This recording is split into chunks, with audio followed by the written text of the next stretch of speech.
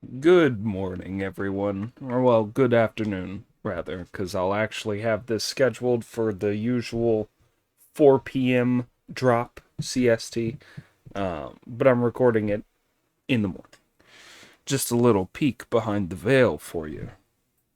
I gotta remember to stop letting my window with the book close because I keep having to manually readjust the margins on either side so that it's even.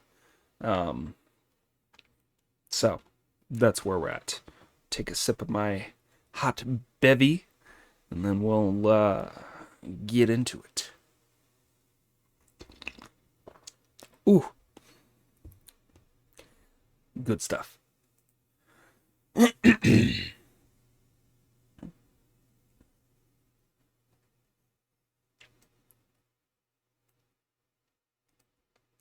Just adjusting my windows real quick so I can make sure that I'm not peeking while I speak. All right. Chapter 33. Heterodoxy confuses the true nature. The primal deity helps the original heart. Taking Pig into the cave, the monster said, "Here's one, brother." "Let me have a look at him," said the older demon with delight. "Isn't this the one?" asked the younger demon. "No," the other replied. "You've caught the wrong one. He's useless." "Your Majesty," said Pig, taking his chance. "I'm just a useless monk, so let me go. I'm scarcely human." "No, don't let him go, brother," said the younger monster. "He may be no use himself, but he's with the Tang priest. Pig's his name. We can soak him in the drinking water pool at the back till his bristles come out, salt him, and dry him to eat with our wine some rain day." "Damn it," said Pig. "I would have to run into a devil who's a salt pork peddler." The junior demons carried Pig inside and threw him into the pool. Sun Zong, meanwhile, was sitting on the slope, feeling uneasy. His ears were hot and his eyes twitched. "Wukong," he said. "Pig's been a long time patrolling the mountain. Why isn't he back?" "Don't you understand his mentality yet, master?" said Monkey.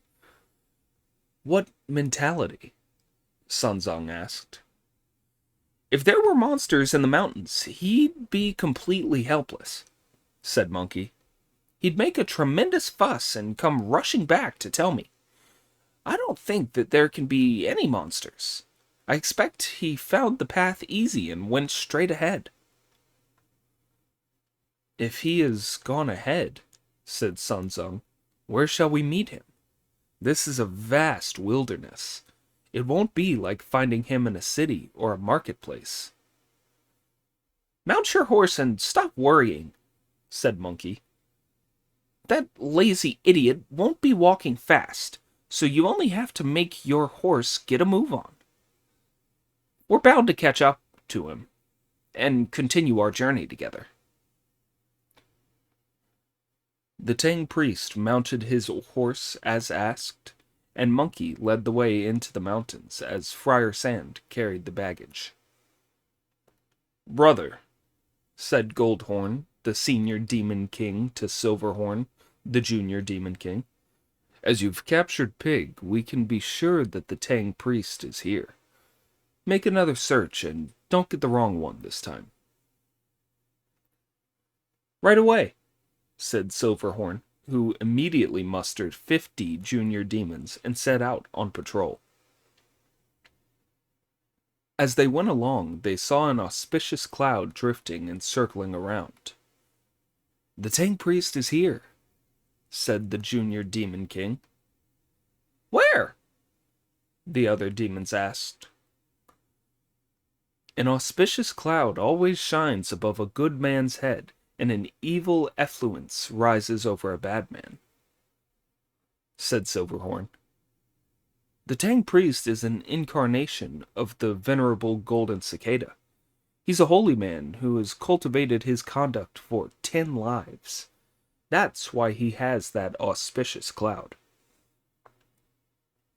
When the others still could not see it, the junior demon king pointed again and said, "There it is." Sanzang shuddered thrice in the saddle, one each time the demon pointed. "Why did I shudder, disciples?" he asked uneasily.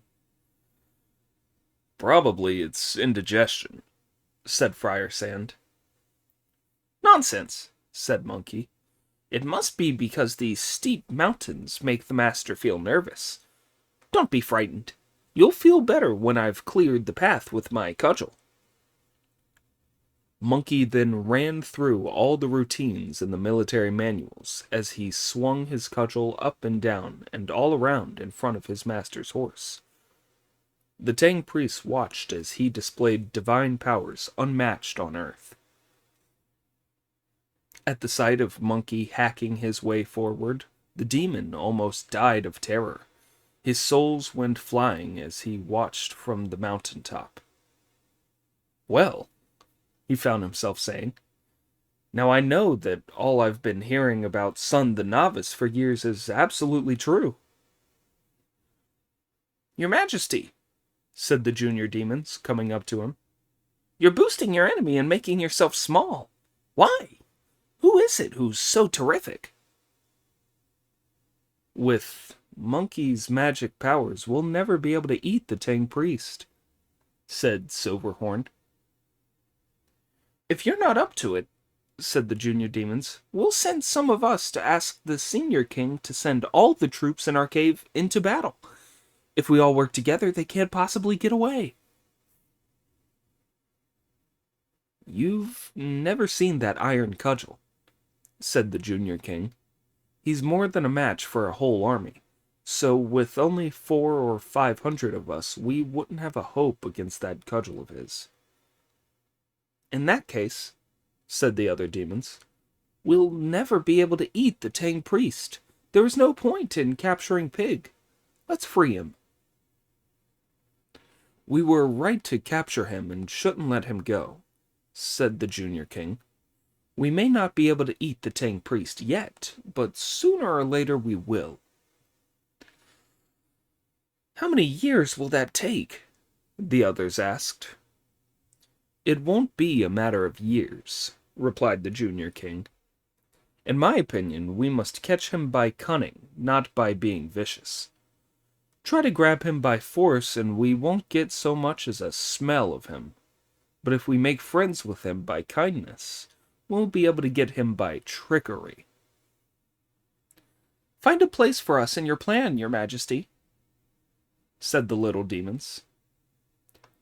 "Go back to the camp," the junior demon king told them, "but don't let on to his senior majesty. If he gets alarmed and gives the game away, our plan will be ruined. I can catch the Tang priest through magical transformations." As the other demons went away, he leapt down the mountainside to the path, shook himself, and changed into an aged Taoist. This is what he looked like. A gleaming star hat, unkempt white hair, an embroidered belt round a cloak of feathers, cloud sandals tied with yellow coir. Clear of spirit and bright-eyed as an immortal, strong and light like one who will live forever. He could be compared to the Taoist riding a buffalo, but is more like the master of the White Scroll. This false image could be a real one. His deception appears to be the truth. There he was beside the path, pretending to be a Taoist who had broken his leg. His feet were covered in blood. "Help! Help!" he shouted. Just as Sanzang was happily walking along, Supported by the great sage Monkey and Friar Sand, he heard a shout of, "Help me, father!" "Well, I never," said Sanzang. "Who could that be shouting in these wild and uninhabited mountains? It must be someone who's been frightened by tigers, leopards, or wolves." Reining in his horse, he called, "Who's that in trouble? Come out." The demon crawled out from the undergrowth and kowtowed noisily for all he was worth before the Tang priest, who was most upset to see that he was a Taoist and of such advanced years at that. He dismounted rapidly and helped the old man to his feet, begging him to rise. "It's agony," said the demon. "Agony." When the Tang priest released his hold and looked down, he saw that blood was pouring from the old man's foot. "Where have you come from, sir?" asked a shocked Sanzang. "And how did you injure your foot?" "West of this mountain, father," lied the demon. "There is a pure and quiet Taoist temple. I am a priest there." "What were you doing, wandering around here instead of looking after the incense and reciting the scriptures and the law in your temple?" Sanzang asked. "The other day a benefactor of ours from south of the mountain invited all us priests to perform a service for his natal star and spread blessings for him. I was about halfway there with my disciple. We were late, when a ferocious and strongly patterned tiger carried my disciple off. As I staggered along, shaking with terror and not knowing where to go, I lost my balance on a scree and injured my foot. I can't find my way back. Thank heavens I have met you today, Father. I beg you in your great mercy to save me. If we find our way back to the temple, I'd even sell myself into slavery to repay your kindness." "Sir," replied Sanzang, completely taken in, "you and I share a common destiny. I am a Buddhist priest, and you are a Taoist. Although we wear different robes, we cultivate our conduct according to the same principles. Were I to fail to save you, I would not be a true monk. But help you though I would, you can't walk." "I can't even stand, let alone walk," replied the demon. Never mind, said Sanzang. "I can walk, so you can ride my horse for a while, and give it back when we reach your temple." "You are very generous, and I am most grateful," said the demon, "but I have hurt my thigh and couldn't ride."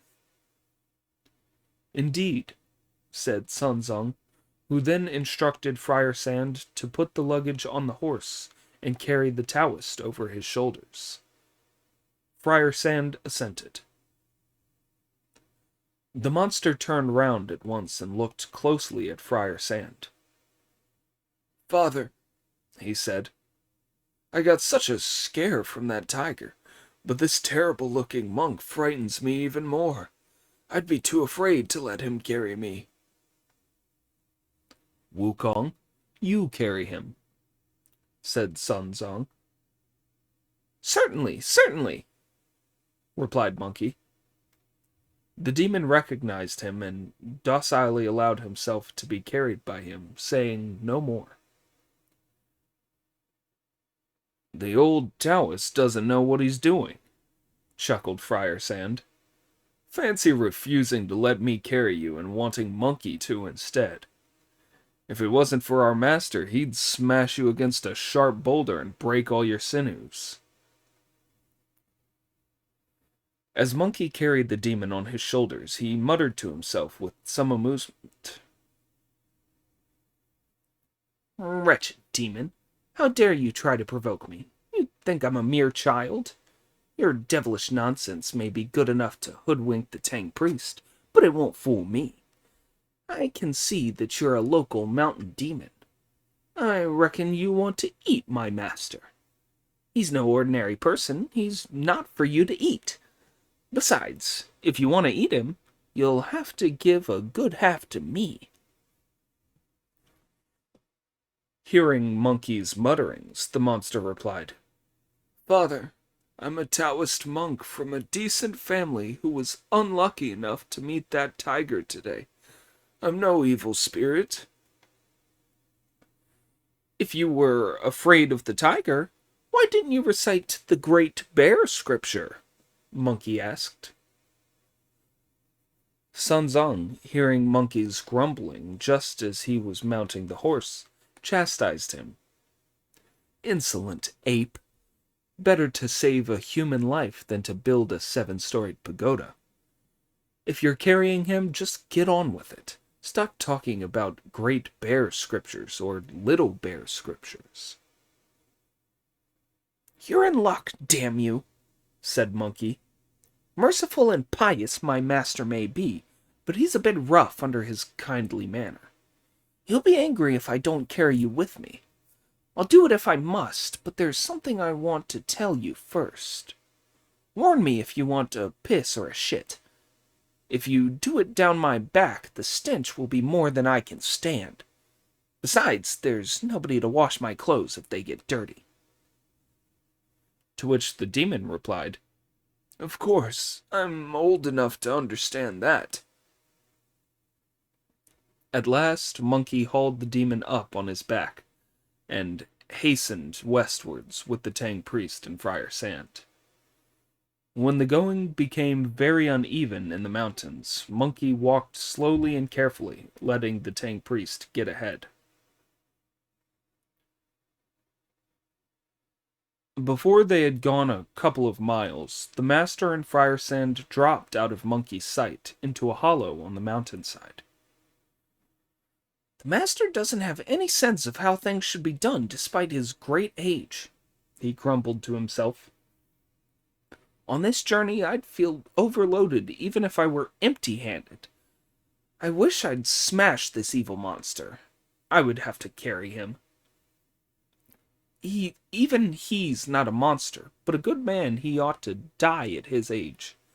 Why should I carry him? I'll fling him down and kill him." The demon realized that the great sage was deciding to kill him, so he used his power to shift mountains and made mountain-moving sea overturning magic on Monkey's back. Ooh, excuse me. He recited the words of the spell, bringing Mount Sumeru flying through the air to come crashing down on Monkey's head. The great sage twisted his head to one side in a flash, and the mountain landed on his left shoulder. "Tell me, son," said Monkey, "what magic have you used to make yourself so heavy? You're crushing me. I don't mind the weight, but a badly balanced carrying pole is much harder to manage than a well-balanced one." "A mountain's not enough to crush him," thought the demon, and he recited another spell to bring Mount Imai hurtling down through the air on Monkey's head. Monkey turned aside again so that the mountain landed on his right shoulder. Just watch him as, with the 2 mountains on his shoulders, he carries like a shooting star after his master. The monster broke into a cold sweat all over when he saw that Monkey could carry mountains. Then he pulled himself together, recited another spell, and brought Mount Tai down from the sky on Monkey's head. By now, the great sage was so weak with exhaustion that this mountain landing on his head pinned him down. His 3 corpse spirits exploded, and blood spurted from his 7 orifices. When he had crushed Monkey with his magical powers, the splendid evil spirit mounted a fast wind and caught up with Sanzong. The monster reached down from his cloud and made a grab for the Tang priest as he rode his horse. Friar Sand threw down the luggage in horror and rushed forward, wielding his demon-subduing staff to stop him. The evil demon raised his 7-star sword to face Friar Sand. It was a fierce battle. A sword of 7 stars, a demon-quelling staff, flash and gleam with golden light. The one has glaring eyes, a black demon of death. The iron-faced other is indeed a general of the curtain. Before the mountain, the demon displays his powers, determined to capture Tang Sanzang. His foe fights hard to save the worthy priest, ready to die before he lets him go. Both belch fogs that bide the heavenly palace, and kick up clouds of dust to blot out stars. The red sun pales before their battle. Heaven and earth are thrown into confusion. But after 9 clashes yielding no result, Friar Sand, alas, is suddenly defeated. The ferocious demon wielded his sword like a shooting star as he fought till Friar Sand was exhausted. Friar Sand turned to flee, but the monster parried his staff and brought a great hand wheeling round to grab him. Tucking the friar under his left arm, the demon pulled Sanzang from his horse with his right hand, hooked their luggage with his toes, opened his mouth to get his teeth into the horse's mane, and used his magic to levitate them and carry them in a puff of wind back to the Lotus Flower Cave. "Elder brother," he yelled, "I've got all the monks." The older monster was delighted. "Bring them here. I want to see them," he said. "These are the ones, aren't they?" said the younger. "Brother," sighed the older monster, "you've got the wrong ones again." "But you told me to get the Tang priest," said the younger. "This is the Tang priest, all right," said the older monster, "but you still haven't caught that very powerful son the novice. We can't eat the Tang priest before we get him. Until we've got him, we must on no account touch any of his people. That monkey king has enormous magical powers and can turn himself into all sorts of things. There's no way he'll let us eat his master. If he comes to our door looking for a fight, you can forget all about a quiet life." "Elder brother," said the monster with a laugh, "you're overrating him. From the way you're going on about how marvelous he is, anyone would think that there were none like him on earth, and few enough in the heavens. As I see it, he's nothing special. He hasn't any powers." "Did you catch him?" the elder monster asked. "He can't move an inch," the other replied. "He's crushed under 3 mountains I dropped on him. It was only when I'd done that to him that I collected the Tang priest, Friar Sand, the horse, and the baggage, and brought them all here." The news filled the old monster's heart with pleasure. "What luck! What luck! Now you've dealt with that wretched son, the Tang priest is as good as food in our mouths." Saying this, the older monster ordered the young devils, "Bring wine at once, and give the junior king a drink to celebrate his success." "No, I won't have a drink," said the younger demon. "Tell the little devils to pull Pig out of the water and hang him up." Pig was then hung up in the eastern wing of the cave, Friar Sand in the west, and Tang priest in the middle. The white horse was sent off to the stables, and the luggage was stored away. "You have great powers, my brother," said the older monster with a laugh. "You've caught the 3 monks twice, But even though you've crushed him under a mountain, you'll need some magic to get that sun into our cooking pot. That'll be the day." "Please, sit down, elder brother," said the younger monster. "I can get Monkey without lifting a finger. I just need to send 2 little devils with a couple of treasures to bring him back in." "What treasures?" "My golden red gourd and your vase of mutton fat jade." The older monster fetched the 2 treasures, handed them to him, and asked which 2 little devils were to be sent.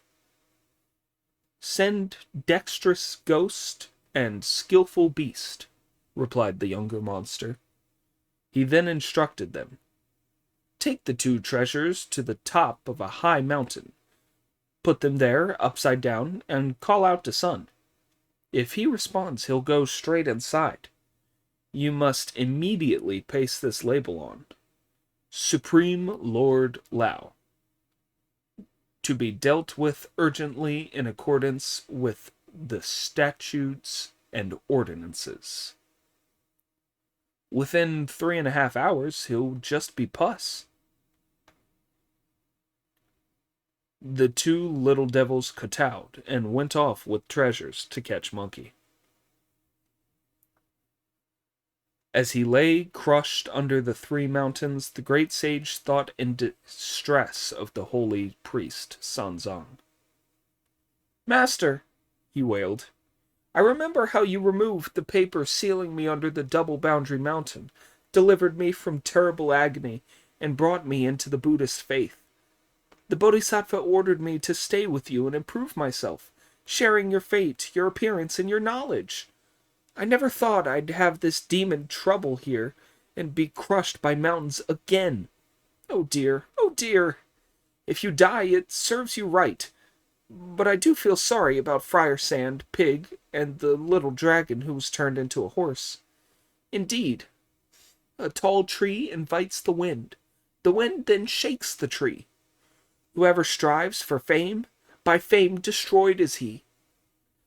Then he sighed, and the tears flowed like rain. All this had alarmed the mountain spirits, the local gods, and the protectors of the 4 quarters in the center. "Whose mountains are these?" asked the gold-headed protector. "Ours," said the local gods. "And who is it pinned under your mountains?" "We don't know," said the local gods. "You lot wouldn't," said the protector. "It's Sun Wukong, the great sage equaling heaven, who made havoc in the palaces of heaven 500 years ago. Now he's found religion and become the Tang priest's disciple. Why ever did you let that demon use your mountains to crush him? You've had it now. He'll not spare you if ever he gets free. Even if he decides to let you off lightly, it'll be exile for the local gods and hard labor for the mountain spirits, and I'll get a severe reprimand." "We didn't know. Really, we didn't," said the gods and spirits, now terrified. "When the chief demon recited the mountain-moving spell, we just moved them here. We never knew it was the great sage Sun." "Don't be afraid," said the protector. "The legal code says that you cannot be punished for what you are unaware of. We'll have to work out a plan to let him out in such a way that he won't kill us all."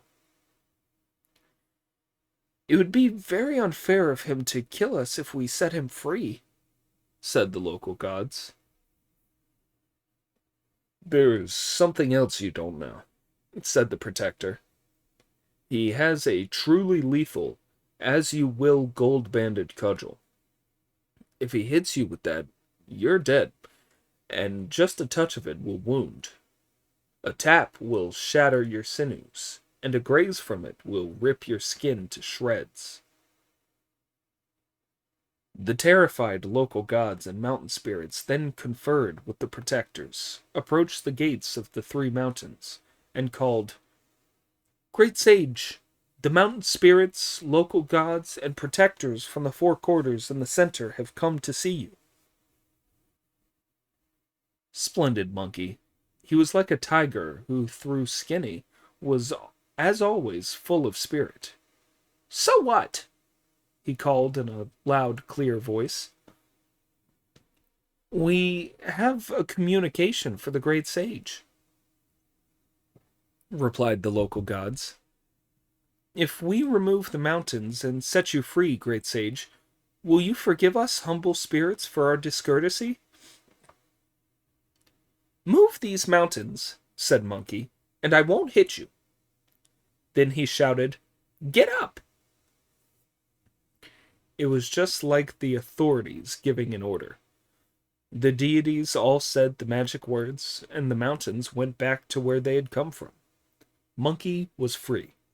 He jumped up, shook the dirt off his body, tightened his kilt, pulled out his cudgel from behind his ear, and said to the local gods and mountain spirits, All hold out your feet. I'm going to give you 2 strokes each to work off my bad temper. But you just promised just a moment ago, great sage, said the deities in horror, to forgive us. How can you go back on your word and hit us?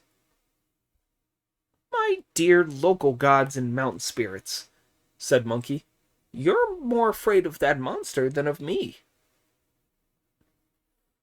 But that demon has great and powerful magic arts. When he says his true spells, he forces us to take it in turns to be on duty in his cave every day. Monkey was shocked to hear them talk about being on duty. He looked up to the skies and shouted, Heaven, heaven! When the primal chaos was first differentiated and heaven divided from earth, I was born on the mountain of flowers and fruit. I visited many a wise teacher and learned the secrets of eternal life. I could change as swiftly as the winds, subdued tigers and dragons, and made great havoc in the palaces of heaven. But never did I bully mountain spirits and local gods, or make them run my errands. What a disgrace! When these evil monsters have the effrontery to treat mountain spirits and local gods as their slaves, and make them take turns to serve them. Heaven, if you created me, why ever did you create them?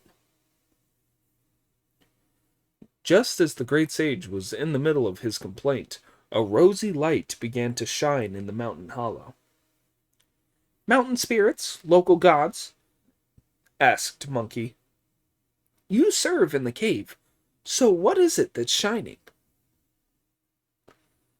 The monster's treasures, replied the local gods.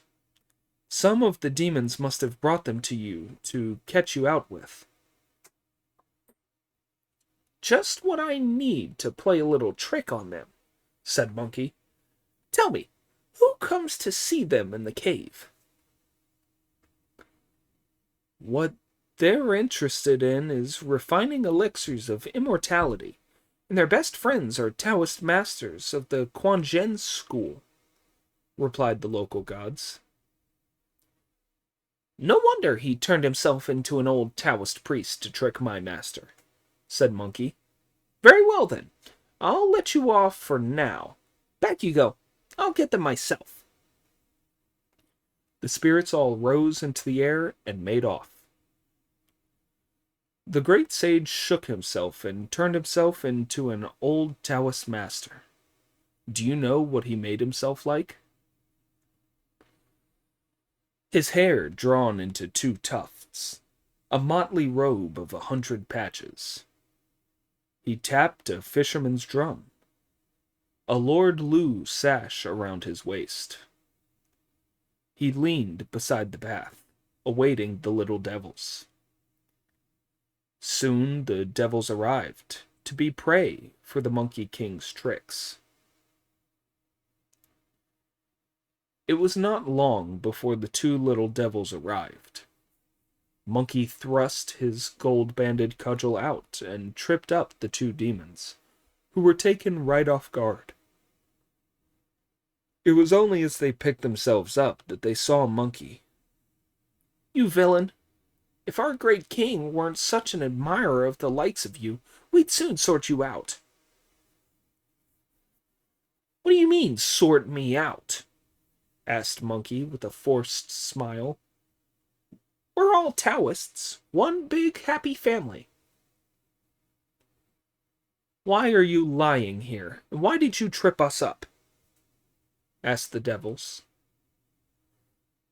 "A little fall is a way for you boys to show your respect on meeting a Taoist elder like me," said Monkey. "Our great king only demands a few ounces of silver when people first meet him," said the little devils.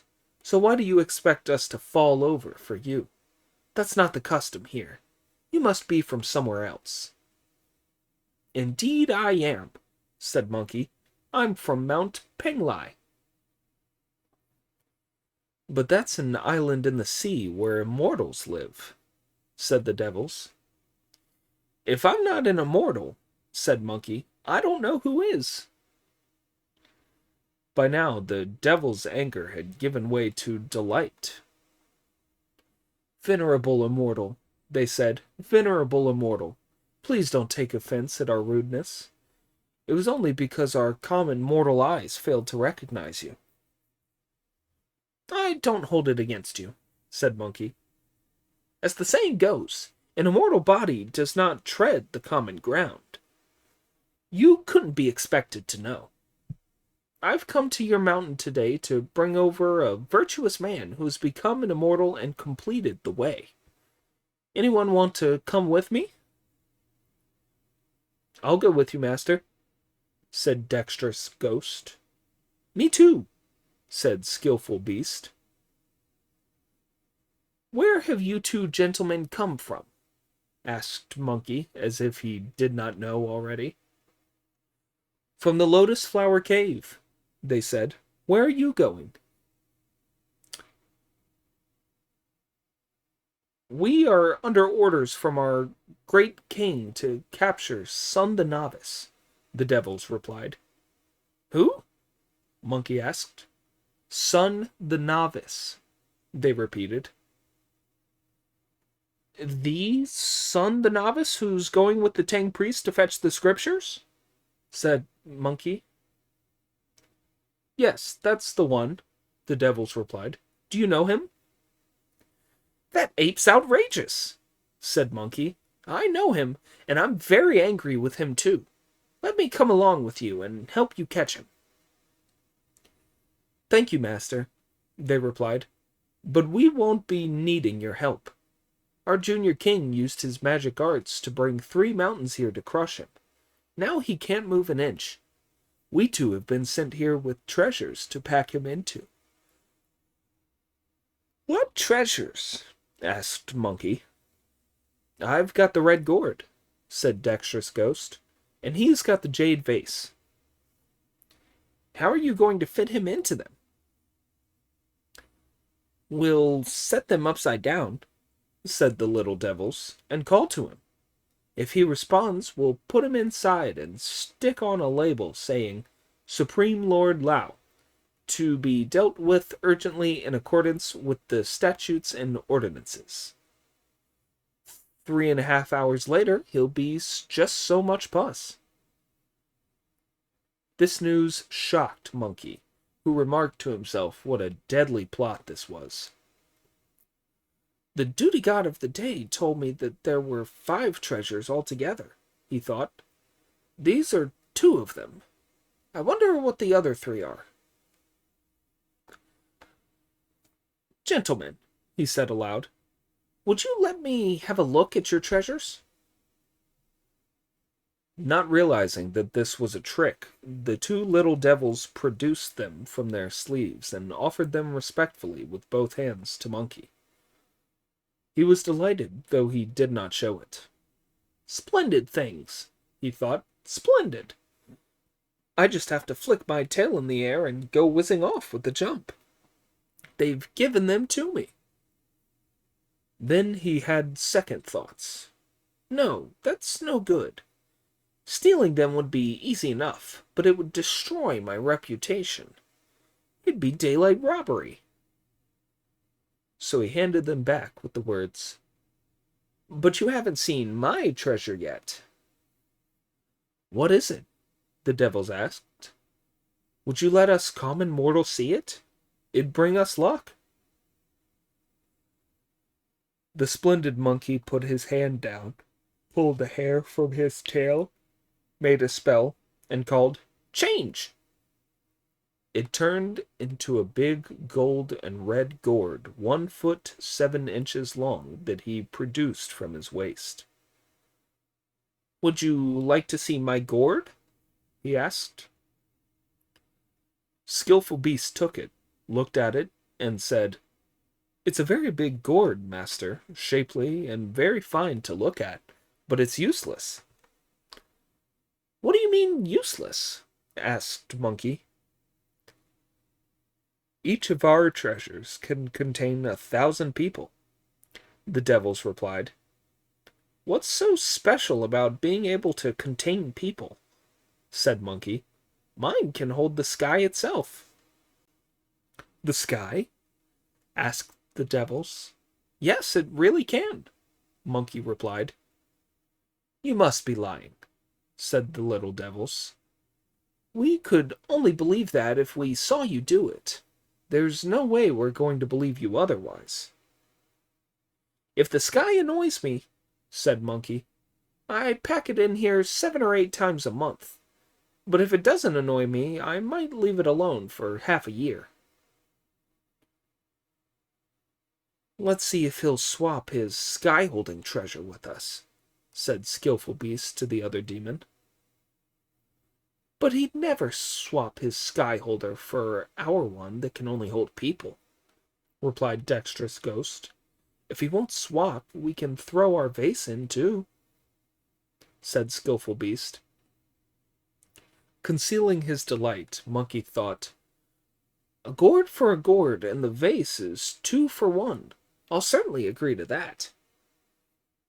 So he went up to Skillful Beast, clutched him, and asked, "Will you swap them if it can hold the sky?"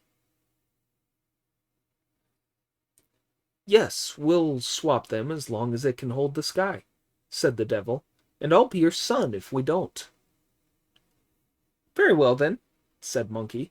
"I'll put the sky in it to show you." The splendid great sage bowed his head to make the spell and say the words of it. He called on the patroller of the day, the patroller of the night together, with the protector of the 4 quarters and the center. "Report on my behalf to the Jade Emperor that I have now found the true faith and am escorting the Tang priest to the western heaven to fetch the scriptures. We are now held up on a high mountain and my master is in dire distress. I want to trick the devils into swapping their treasure with me, so I most humbly beg that I be lent the sky to put away for an hour. This will enable me to succeed. If there's so much as a hint of a refusal, then I'll be coming up to the Hall of Miraculous Mists to give battle." The patroller of the day went straight in through the southern gate of heaven to the Hall of Miraculous Mist, where he reported everything to the Jade Emperor. "Outrageous ape," said the Jade Emperor. "This is insolence. Previously, it was the Bodhisattva Guan Yin who persuaded us to release him to escort the Tang priest. We sent the protectors of the 4 quarters and the center and the 4 duty gods to take it in turns to protect him. Now he wants to put the sky away. It can't be done." As soon as he had said that the sky could not be put away, Prince Neja stepped forward from the officials at court and submitted a memorial. "Your Majesty, it is possible to contain the sky." "How?" the Jade Emperor asked. "When the primal chaos was first differentiated," Prince Neja replied, "the light and pure became the sky, and the heavy and dirty became the earth. The sky is a ball of pure vapor that holds up the palaces of heaven, and by rights it should be impossible to contain it. But now that Sun the Novice is escorting the Tang priest to fetch the scriptures from the western heaven, this will be a good source of blessings, as great as Mount Tai, a good deed as profound as the ocean. Today we ought to help him succeed. How would you help him? The Jade Emperor asked. I beg for this issue of an imperial edict to the northern gate of heaven, asking the true martial god to lend us his black vulture banner to spread outside the southern gate and block out the sun, moon, and stars. Down there they will be unable to see each other, and not even able to tell black from white. That will fool the devils into thinking that the sky has been packed into the gourd, and enable Sun the Novice to succeed. The Jade Emperor ordered that this suggestion be implemented. Bearing the imperial command, Prince Nesha went to see the true martial god at the northern gate of heaven and tell him what had happened. The true martial god handed the prince the banner. By now, a patroller had hurried down to whisper in the great sage's ear, "Prince Nesha is coming to help you." Monkey looked up to see swirling clouds of good omen, a sure sign of the presence of a god, then turned to the little devils and said, "We'll put the sky away then." "Put it away if you like," said the little devils. "But why all this playing for time?" "I was just saying the spell and calling up the magic powers," said Monkey. The little devils gazed wide-eyed, wondering how he was going to put the sky away. Monkey threw his imitation gourd up into the air. It was only a hair, really, so you can imagine how light it was. As the winds round the mountain peak caught it, it floated in the air for an hour before landing. Meanwhile, Prince Nesha was noisily spreading the black vulture banner out at the southern gate of heaven, obscuring the sun, the moon, and the stars. Indeed, heaven and earth were dyed as black as ink. The cosmos into darkness then did sink. The two little devils were terrified. "When we were talking a moment ago," they said, "it was midday. How could it be dusk now?" "When the sky is put away," said Monkey, "distinctions of time disappear. Of course it's murky." "But why is it so dark now?" "The sun and moon and the stars have all been put inside, so there's no light outside. It's bound to be dark." "Master," said the little devils, "where is your voice coming from?" "I'm just in front of you, aren't I?" said Monkey. The little devils stretched their hands out and felt him. "We can hear you, but we still can't see you. Where are we, master?" "Don't fidget," said Monkey, hoodwinking them. "You're on the coast of the Bo-I Sea. One slip and you'd fall for 7 or 8 days before hitting the bottom." The little devils were panic-struck. "Enough, enough! Let the sky out again. Now we know how it's put away. If you go on a moment too long and we fall into the sea, we'll never get home." Splendid Monkey. As they were both convinced, he said another spell that had an impact on Prince Nesha, who rolled the banner up again, revealing the noonday sun once more. "Fantastic!" exclaimed the little devils in delight. "Fantastic! If we don't do a swap for this treasure, we won't be looking after our family's interest." Dexterous Ghost handed over the gourd, and Skillful Beast produced the vase. When they gave them both to Monkey, he gave them his imitation gourd. The exchange had now been made, but Monkey wanted it to be final, so he plucked a hair from under his navel, blew a magic breath on it, and turned it into a copper coin. "Boys," he said, "take this coin and buy a sheet of paper." Why? They asked. We'll write a legal contract for the exchange of your 2 man-holding treasures for my sky-holder, said Monkey.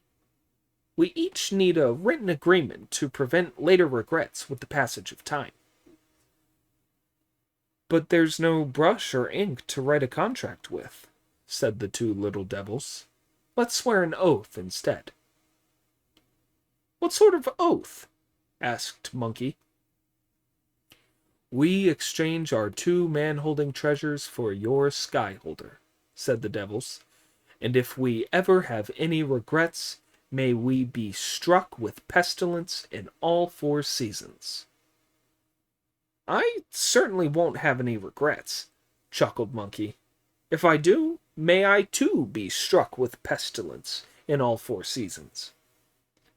Having sworn his oath, he leapt up, his tail in the air, and landed in front of the southern gate of heaven, where he thanked Prince Naja for helping him with the banner. The prince reported back to the palace and returned the banner to the true martial god, leaving Monkey standing amid the stars and clouds, gazing at the little devils. If you don't know how things turned out, listen to the explanation in the next installment.